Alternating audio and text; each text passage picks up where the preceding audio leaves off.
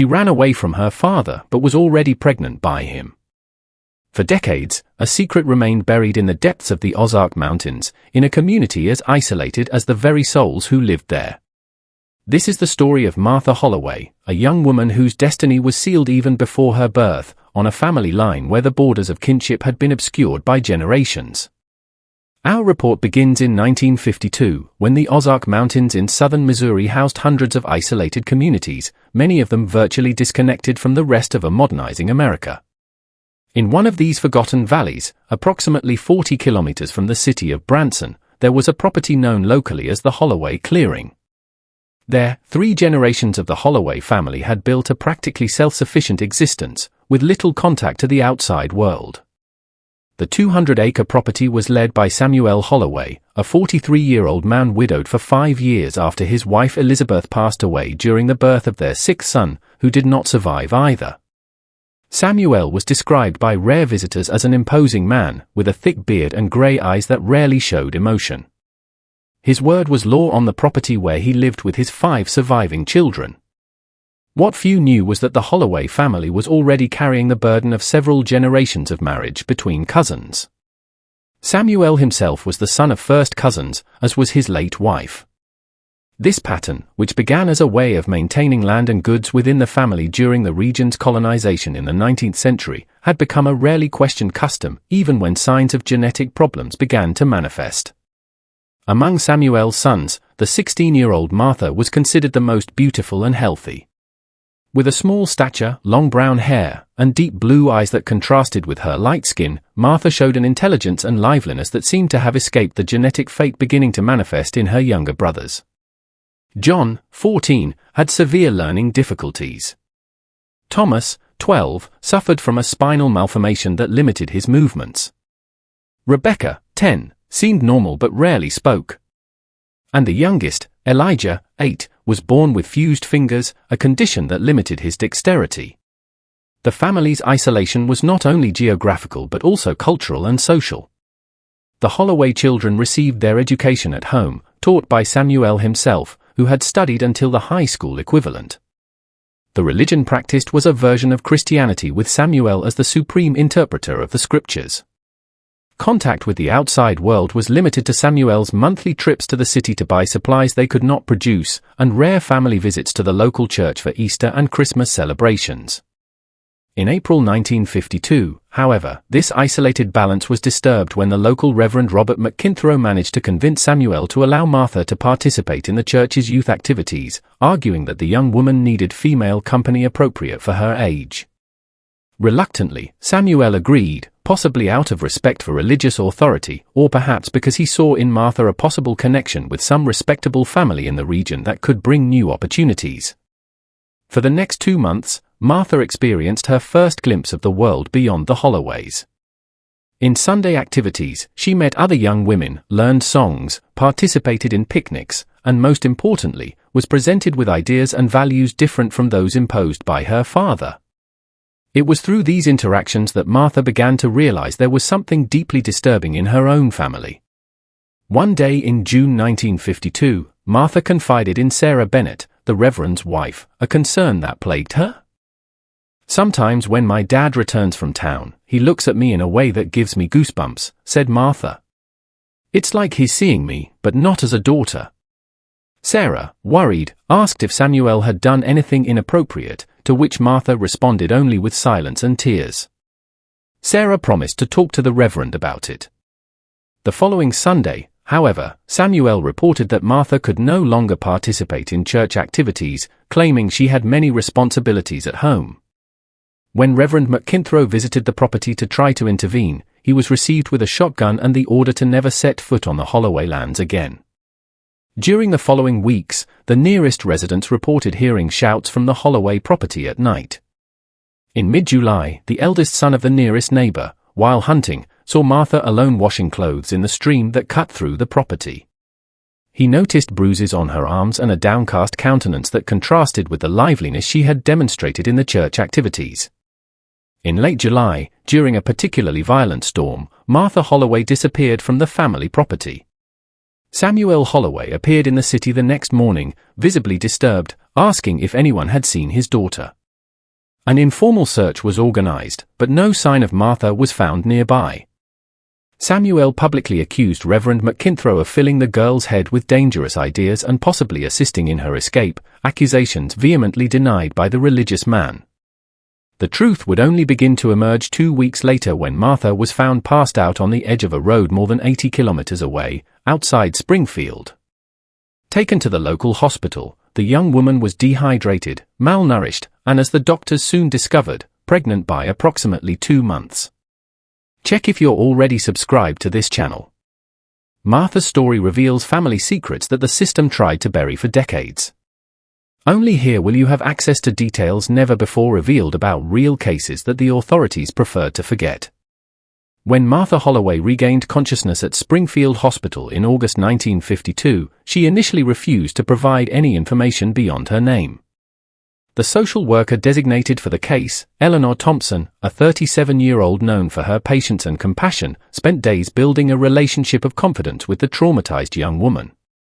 Martha was like an injured animal, Eleanor would remember years later in her personal diary, which only became public in 1998 after her death. Her eyes were constantly alert, looking for dangers. She cringed at the slightest noise. It took a week until she allowed me to sit next to her bed without trembling. Meanwhile, the authorities were able to identify Martha's family through fragmented school records and the testimony of Reverend McKinthrow. When informed about his daughter's whereabouts, Samuel Holloway immediately demanded her release and return to family custody, quoting his right as a father and legal guardian. It was during the second week of hospitalization that Martha finally began to share her story with Eleanor, in reports interspersed with crying spells and long silences. Martha revealed the horror she had lived in the months before her escape. "After I stopped going to church, Dad started to lock me in the basement when visitors arrived," said Martha. "He told my brothers that I was sick. At night, after everyone slept." At this point, as recorded by Eleanor, Martha often interrupted her report, unable to verbalize the events. Over the days, the full picture emerged. Samuel had begun to visit Martha's room at night, initially just to observe her, according to the young woman. These episodes evolved to forced intimate contacts, always accompanied by threats of punishment to the younger brothers if she resisted or told someone. He said that this was how families kept the purity of blood, Martha told the social worker. That my own mother had been not only my mother, but also my aunt, and that it was normal in the families of the mountains. The most disturbing revelation came when Martha explained why she had fled that particular July night. "I heard Dad talking to Uncle Jeremiah about marrying me to my cousin Walter when he returned from the army. Walter is Uncle Jeremiah's son with Aunt Catherine, who was my mother's sister. I knew I would never get out of that cycle again." Martha had planned her escape for weeks, hiding small amounts of food and keeping the few cents she got when her father wasn't looking. On the night of the storm, when the family's attention was focused on protecting the property against possible floods, she escaped through her bedroom window with only the clothes on her body and a small bundle containing her most basic belongings. "I walked for days, sleeping in barns and hiding when I thought it was safe," she said. "I just wanted to get to a place where no one knew me, where I could start over." Martha Holloway's case presented a complex legal and ethical dilemma for the 1952 authorities. On the one hand, there were very serious accusations against Samuel, which if proven constituted heinous crimes. On the other hand, there was the social stigma involving issues related to family intimacy, something rarely discussed openly at that time, especially in conservative rural communities. District Prosecutor Howard Jenkins, a middle-aged pragmatic man known for his discretion, initially opted for a cautious approach. Instead of immediately filing criminal accusations against Samuel Holloway, which would be difficult to prove without physical evidence beyond Martha's testimony, Jenkins requested that the judge, William Cuthus, issue a temporary protection order, hindering Samuel from having any contact with his daughter. Judge Cuthus, a 62-year-old man known for his traditional stance on family issues, surprised many by granting not only the order of protection but also by determining a broader investigation into the living conditions of Samuel Holloway's other children.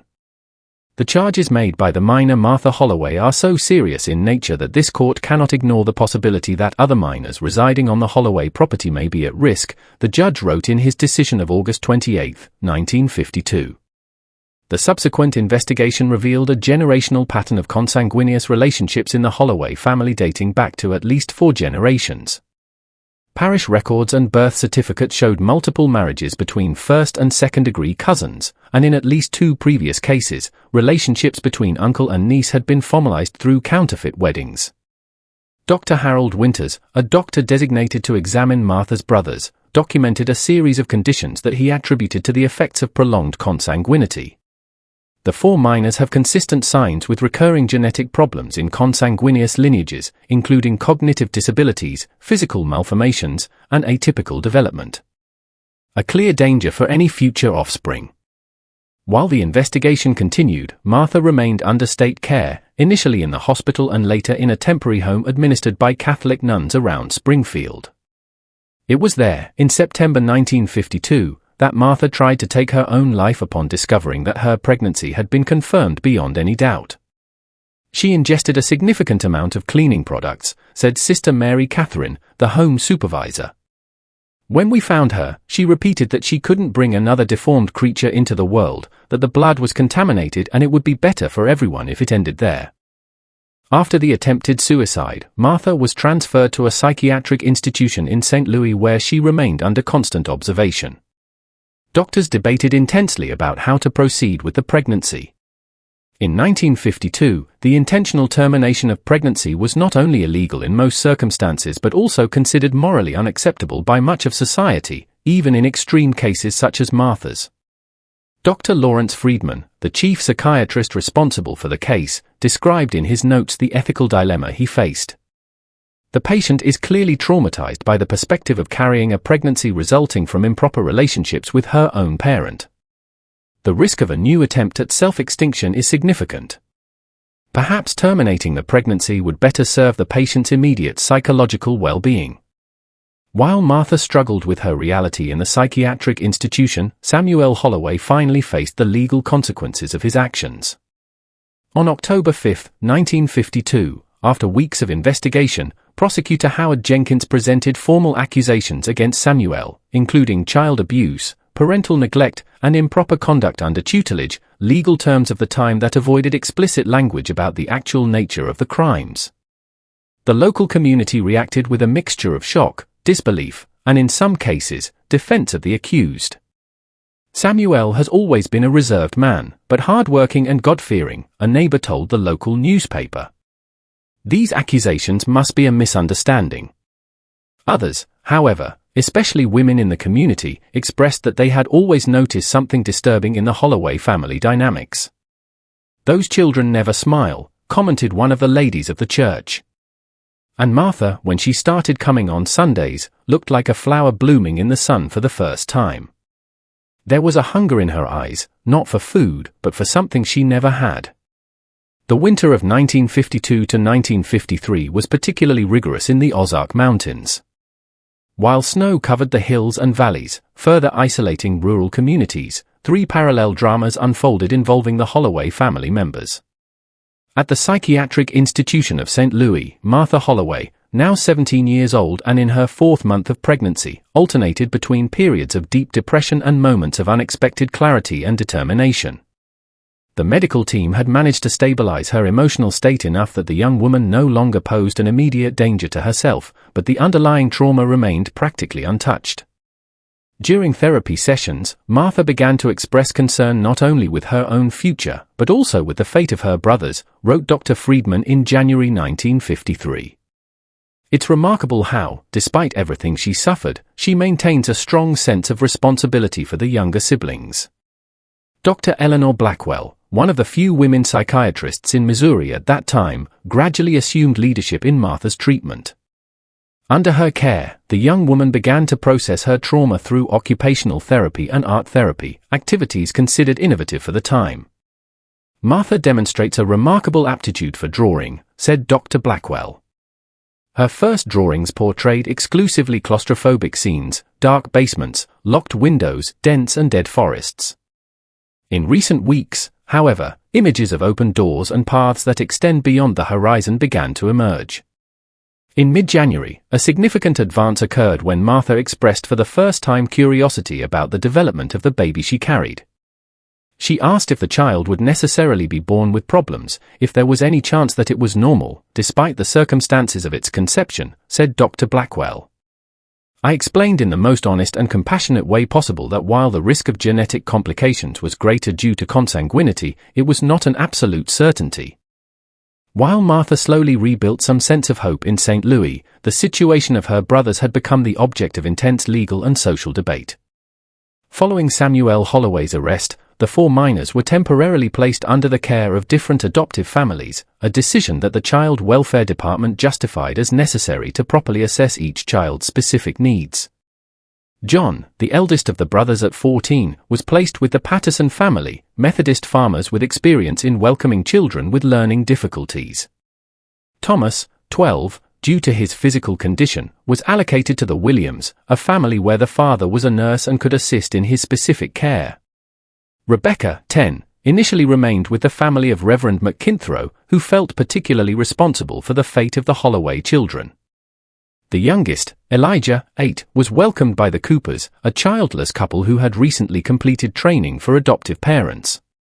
The adaptation of the children to these new environments was, as expected, challenging. The minors show consistent behaviors with prolonged social isolation and exposure to traumatic family dynamics, said social worker Marian Hendricks in her December 1952 follow-up report.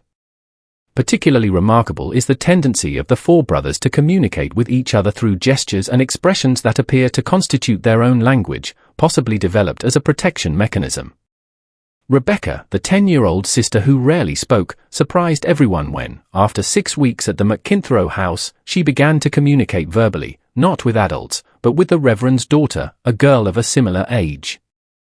Mrs. McKinthrow reported hearing the girls talking in the shared room, with Rebecca describing in disturbing details the special games that her father made Martha play when he thought the other children were sleeping. These additional revelations, although transmitted through a child's indirect witness, served to further strengthen the case against Samuel Holloway, whose trial was scheduled for March 1953. Samuel, in turn, remained in the county jail, refusing to admit any irregularity and insisting that his family practices were protected by religious freedom and the natural right of a father to rule his own home. He found an unlikely ally in his state-designated lawyer, Clayton Morris, an extremely religious man who, although personally disgusted by the accusations, firmly believed in the constitutional right of defense for all accused. My client categorically refutes the allegations presented and maintains that his actions have always been guided by his family's welfare, Morris told the local press. We question the reliability of the testimony of an emotionally disturbed teenager and the legality of the way children were removed from the family residence. The third drama unfolded on the Holloway property itself, now abandoned and under continuous investigation. In January 1953, during a thorough search of the premises, authorities discovered a hidden compartment under the floor of the main house containing family documents dating back to 1865. Among these documents was a diary belonging to Josiah Holloway, Samuel's great-grandfather and the original family patriarch in the region. The diary entries, written between 1865 and 1883, revealed a disturbing philosophy that had apparently guided family practices for generations. The outer world is contaminated, but we Holloways will keep our blood pure, Josiah wrote in 1872. Every union with strangers dilutes our essence. Each marriage within the family strengthens our legacy. This is how we survive when others fail. Other entries described how Josiah had gradually isolated his family from contact with the wider community, establishing a belief system that mixed distorted Bible interpretations with popular pseudoscientific theories of the late 19th century. A particularly revealing entry dated 1879 described how Josiah had arranged the marriage of his eldest daughter, then 14 years old, with her own younger brother, the girl's uncle. Elizabeth initially resisted, as expected of her stubborn nature. After 3 weeks in the basement of the healing house, she finally accepted the divine will and her responsibility to the purity of our lineage. The discovery of these documents provided not only additional evidence against Samuel but also a broader historical context to understand how abusive practices had perpetuated throughout generations, camouflaged under a facade of religious isolation and self-sufficiency. If you have already felt your heart tighten when you think of the silent pain that Martha carried, comment now. Martha deserves justice. This simple act shows that you see beyond appearances and recognize the suffering of those who cannot speak for themselves. On March 10, 1953, Samuel Holloway's trial finally began at the county court, an event that attracted attention not only from the local community but also from journalists from St. Louis and Kansas City. The case had gained regional notoriety, not so much for the specific details of the accusations, which the newspapers of the time dealt with extreme caution and veiled language, but for what it represented in terms of tension between isolationist family practices and evolving social and legal standards in the post-war era. Prosecutor Howard Jenkins, aware of the sensitivity of the case and the difficulties of obtaining convictions in cases involving intimate family relations at that time, built his argument around the most easily proven aspects of Samuel's behavior: the forced isolation of children, the deprivation of adequate education, the unhealthy conditions of the property discovered during investigations, and the physical mistreatment documented by the doctors who examined the minors. Jenkins's strategy was complemented by testimonies from experts who contextualized the dangers of prolonged consanguinity. Dr. Harold Winters, who had examined the younger brothers, presented photographic and medical evidence of the children's physical and cognitive conditions, which he directly attributed to the deleterious effects of reproduction within a restricted genetic group over multiple generations. Dr. Richard Montgomery, a geneticist at the University of Missouri invited as a specialized witness, explained to the jury how consanguinity dramatically increased the risk of manifestation of problematic genetic characteristics. When closely related people generate children, the risks that the child inherits two copies of potentially harmful genes increase significantly. The chances of a negative result are much greater. Martha, still in advanced pregnancy, did not personally attend the court. Instead, her statement was filed in the form of a deposition previously recorded in the presence of a judge, prosecutor, and defense lawyer. The decision not to expose the young woman to the additional trauma of facing her father in court was taken after Dr. Blackwell's express recommendation, who warned that such a confrontation could trigger a severe relapse in Martha's psychological state. Samuel's defense, in turn, focused on questioning the credibility of Martha's testimony and presenting the defendant as a strict but dedicated father whose practices of family isolation were motivated by sincere religious convictions and the desire to protect his children from the corrupt influence of modern society. The charges against my client represent nothing less than a criminalization of traditional family practices and religious beliefs that go back generations, argued Clayton Morris in his opening statement. Mr. Holloway raised his children the way he believed was correct, according to the values transmitted by his father and his father's father before him. Morris called as witnesses several members of the wider community of the Ozark Mountains, who, although not intimately knowing the Holloway family, attested that family isolation and self-sufficiency were common and respected practices in the region, and that government interference in family affairs was traditionally seen with distrust. The most controversial testimony came from Jeremiah Holloway, Samuel's brother and the children's uncle, who had been mentioned in Martha's report as an accomplice in the plan to marry her to her cousin. Jeremiah, a 41-year-old man notably similar to Samuel, denied any knowledge of improper behavior on the part of his brother and described the Holloway family as reserved but decent. When questioned by the prosecutor about documented consanguineous marriages in family history, including his own marriage to his first-degree cousin Catherine, Jeremiah responded with a disturbing frankness. "Where I grew up, you marry who you know and who you trust.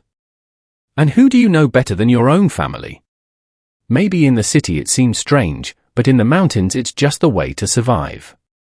The trial lasted 7 days, during which the local community was divided into factions.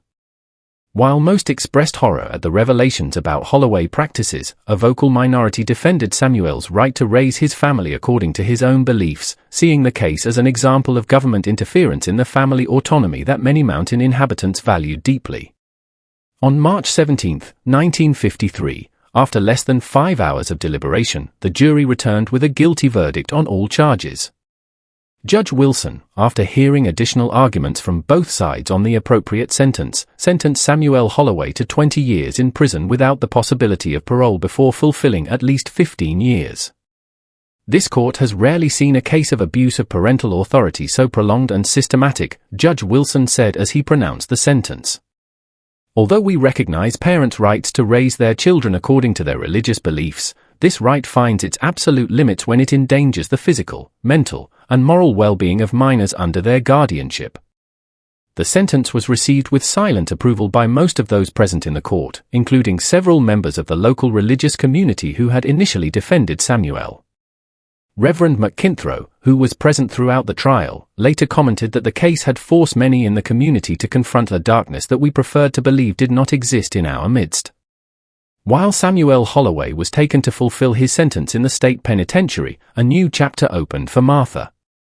On March 26, 1953, at 38 weeks of gestation, she went into labor at the St. Louis Hospital, accompanied by Dr. Blackwell, who had become her confidant and protector. After 14 hours of labor, Martha gave birth to a girl who, surprisingly, seemed not to have any immediately apparent physical anomaly. Dr. Spencer Reynolds, a pediatrician who examined the newborn, observed with cautious optimism, "The child has normal reflexes. All fingers and extremities are present and well-formed, and there are no visible signs of facial or cranial abnormalities commonly associated with near consanguinity cases. However, some conditions may only manifest later in development." The question of the child's fate had been intensely debated during the previous months. Under normal circumstances of the time, a teenage single mother would be strongly pressured to deliver the baby for adoption, especially considering the traumatic circumstances of conception. However, Dr. Blackwell had vehemently argued that forcing Martha to separate from her daughter against her will would constitute an unnecessary additional trauma. After observing the development of Martha's attitude towards the pregnancy, "I am convinced that she has developed a genuine bond with the child she carries," wrote Dr. Blackwell in her official recommendation to the family court. Separating mother and daughter at this moment would be adding an additional trauma to a young woman who has endured more than anyone should. With proper support, I believe Martha has the ability to be a loving and competent mother, turning a tragic circumstance into an opportunity for healing and redemption. The court, influenced by the recommendation of the respected psychiatrist and the unusual precedent of the case, granted Martha provisional custody of the newborn, whom she named Hope, a name that reflected her vision for the future. In the weeks that followed Hope's birth, Martha was transferred to a transition house administered by a progressive religious organization in Jefferson City. The Uncommon program for the time was designed specifically to support young mothers in difficult circumstances, offering housing, continuing education, and professional training, allowing women to keep custody of their children as they work to build independent lives. Martha demonstrates an impressive dedication to both her studies and care for the baby, said Mrs. Patricia Donovan, coordinator of the program, in her April 1953 evaluation report. Despite her youth and the traumatic circumstances that brought her to us, she shows a notable maturity and determination. Beyond her daughter's welfare, she remains concerned with the fate of her younger brothers. In fact, the situation of Martha's brothers had become a complex case for the social assistance system. After months of observation in temporary homes, detailed medical and psychological evaluations had been completed for each child, revealing a worrying picture of the effects of isolation and prolonged consanguinity. John, the eldest of the brothers, was diagnosed with a moderate intellectual deficiency that significantly limited his capacity for academic learning, although he had surprising practical skills, particularly in carpentry and handcrafts. Thomas, whose spinal malformations were initially the most visible symptom, also had congenital heart problems that required corrective surgery. Rebecca, whose reluctance to speak was initially attributed to psychological trauma, was diagnosed with a specific form of partial hearing impairment that affected her ability to process certain vocal frequencies. Only Elijah, the youngest, despite the syndactyly fused fingers that affected his hands, seemed to have cognitive development close to normal for his age, although he had a significant social backwardness. A case conference held in May 1953 brought together social workers, doctors, specialized educators, and court representatives to decide the long-term future of the Holloway children. The unanimous decision was that none of the children were able to return to the family property, even under the supervision of relatives, an option complicated by the fact that the investigation had revealed that virtually all adult Holloway relatives were implicated to a greater or lesser extent in the consanguineous marriage system and social insulation. The minors John, Thomas, Rebecca, and Elijah Holloway require levels of specialized medical and educational intervention that would be impossible to ensure in a conventional family environment in the region of origin, the official report concluded. We recommend permanent placement in institutions that can meet their specific needs, with provisions to maintain contact between the brothers and their older sister Martha. This recommendation, although formulated with the best intentions and based on professional assessments, reflected the predominant approach of the time to deal with children with special needs, institutionalization. Such a decision would be widely revised and criticized in the following decades as deinstitutionalization and community integration became the preferred approaches. But in 1953, it seemed the most responsible option available. Martha reacted to the news with a mix of resignation and determination. She understands that her brothers need care she can't provide at the moment, said Dr. Blackwell after reporting to Martha about the decision, but she made me promise that they wouldn't be forgotten, that they would not disappear in some anonymous system. They were already invisible for too long, she said. In the following months, while Martha adapted to motherhood and continued her own recovery, she showed extraordinary resilience. She completed the equivalent of high school through an accelerated program, learned typographic and administrative skills, and began planning a future that seemed impossible just a year earlier. In September 1953, there was a significant turnaround in the case when a routine medical examination revealed that Hope had a subtle delay in development, possibly indicative of underlying neurological problems. The doctors could not determine for sure if this was related to consanguinity or simply a variation of normal development, but the discovery affected Martha deeply. She spent 2 whole nights sleepless, just watching her daughter, said Mrs. Donovan. When she finally talked about this, Martha said something I will never forget: no matter what happens to Hope, she will never know what it is to be invisible or disposable. She will know she is loved just as she is. Martha's commitment to Hope's welfare, despite the traumatic circumstances of conception and potential developmental challenges, deeply impressed the professionals who worked with her.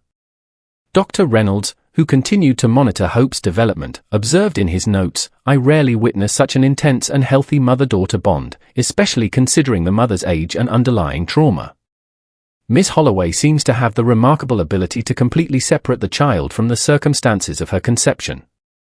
In November 1953, 9 months after Samuel Holloway's trial, an unexpected incident brought the case again to public attention. Jeremiah Holloway, Samuel's brother who had witnessed in his defense, was arrested after a revealing investigation began by his own wife, Catherine.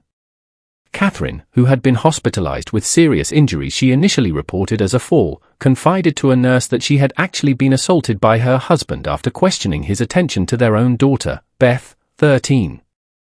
The nurse, alerted by the parallels with the recent Holloway case, notified the authorities.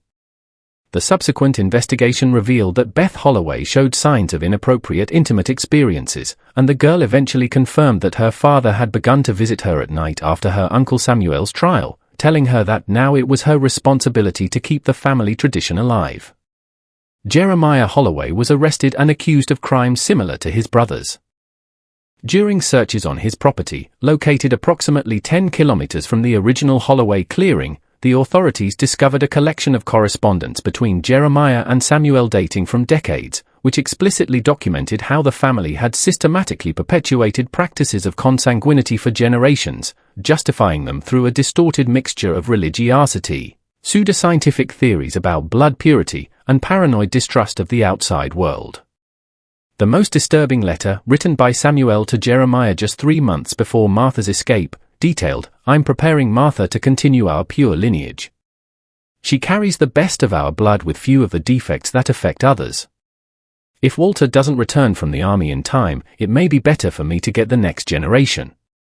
These additional revelations not only retroactively strengthened the case against Samuel but also exposed the systematic extension of abusive practices within the Holloway clan, leading to a broader investigation that would eventually implicate 3 more adult members of the extensive family in similar behaviors.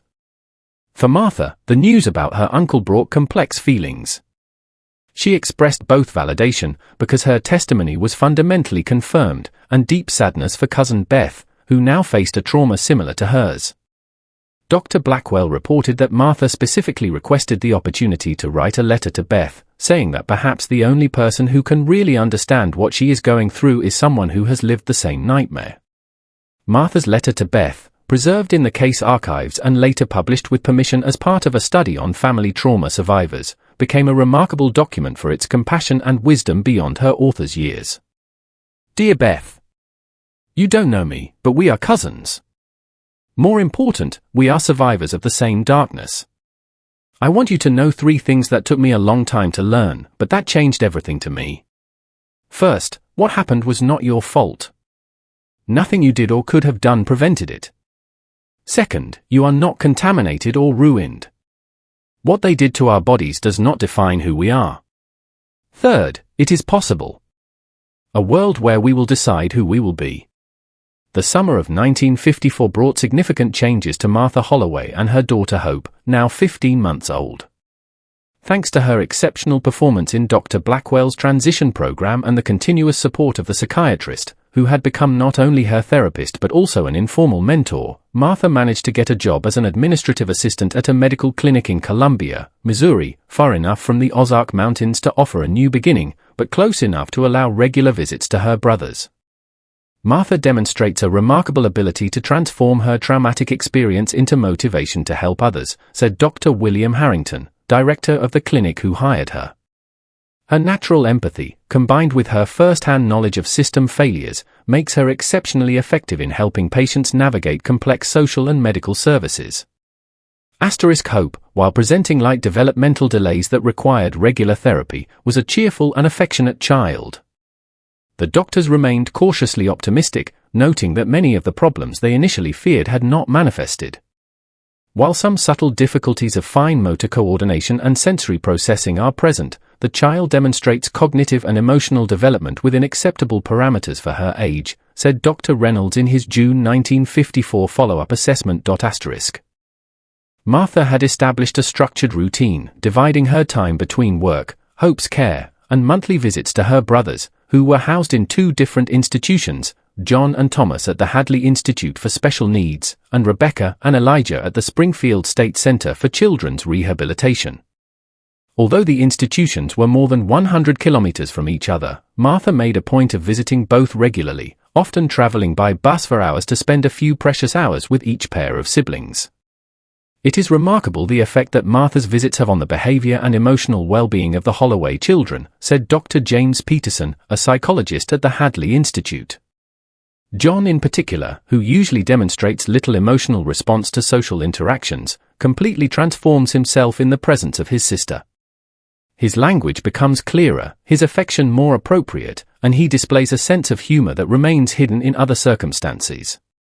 In October 1954, a significant event took place when Reverend McKinthrow and his wife, who had kept contact with Martha throughout the process, visited Columbia with an unexpected proposal. The couple, now in their 50s with adult children who had left the home, offered to adopt Rebecca and Elijah, the 2 younger brothers of Martha who presented the less severe medical challenges. After a lot of prayer and reflection, we come to the conclusion that God is calling us to offer a home to these children, explained the Reverend McKinthrow to Martha during the meeting.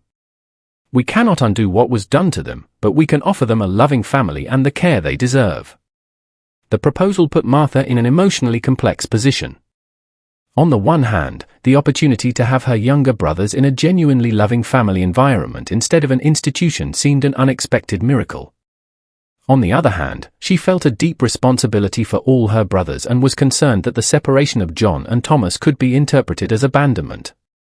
After weeks of intense conversations with Dr. Blackwell, additional visits to both institutions, and long discussions with the McKinthrows about their expectations and appointments, Martha finally gave her support to the adoption.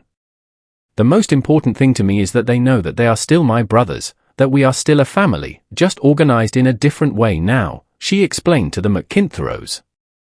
The adoption process, which began in November 1954, faced significant bureaucratic challenges, partly due to the high-profile case associated with the children and partly due to the institutional policies of the time that often discouraged the adoption of children with special needs. However, with the support of several professionals who had worked on the Holloway case, including Judge Corthus and Dr. Blackwell herself, the process advanced. In April 1955, the court finally approved the adoption of Rebecca and Elijah by the McKinthrows, with the specified condition that Martha would maintain regular visit rights. The McKinthrows, demonstrating a remarkably progressive understanding for the time, not only accepted this condition but actively embraced it, recognizing the vital role that Martha played in her brother's emotional life. "We are not replacing Martha as a familiar figure," Mrs. McKinthrow explained during the final adoption hearing. "We are just expanding the circle of love and support around these children who have already suffered more than any child should." The transition of Rebecca and Elijah to the McKinthrow house gradually occurred throughout the summer of 1955, with initial visits followed by weekend stays and finally a permanent change in August. Martha actively participated in the process, working with therapists and educators to ensure that the transition was as non-traumatic as possible. John and Thomas, meanwhile, remained at the Hadley Institute, where they continued to receive the specialized treatment their conditions demanded. John, now 17, had developed considerable joinery skills under the guidance of a patient instructor, creating surprisingly intricate and beautiful wooden pieces despite his cognitive limitations. Thomas, 15, had undergone 2 corrective surgeries for his spinal condition, and although still facing significant mobility challenges, showed consistent progress in his physical rehabilitation. Martha continued to visit them faithfully, taking Hope with her on visits to ensure that the girl knew her uncles from an early age. "It is important to me that Hope grows up understanding that family is not defined by what seems normal to others, but by love and commitment," Martha explained to Dr. Blackwell during one of her less frequent sessions, now performed more as well-being checks than as intensive care. In November 1955, an unexpected development occurred when Martha received a letter from Samuel Holloway sent from the state prison where he was fulfilling his sentence. It was Samuel's first attempt to communicate since his condemnation, and the content of the letter revealed a mind still unable to fully recognize the nature of his crimes. "My dear Martha, I hope this letter finds you sorry and seeking the forgiveness that only a father can grant. I have prayed for your soul and for the child born of our pure blood. The world will try to convince you that what we had was wrong, but you and I know the truth about our special mission. When I am released, we will rebuild our family as it should be. Lovingly, Samuel Holloway." Martha, deeply disturbed by the letter, immediately handed it to the authorities and requested a formal restriction order, which was promptly granted. The incident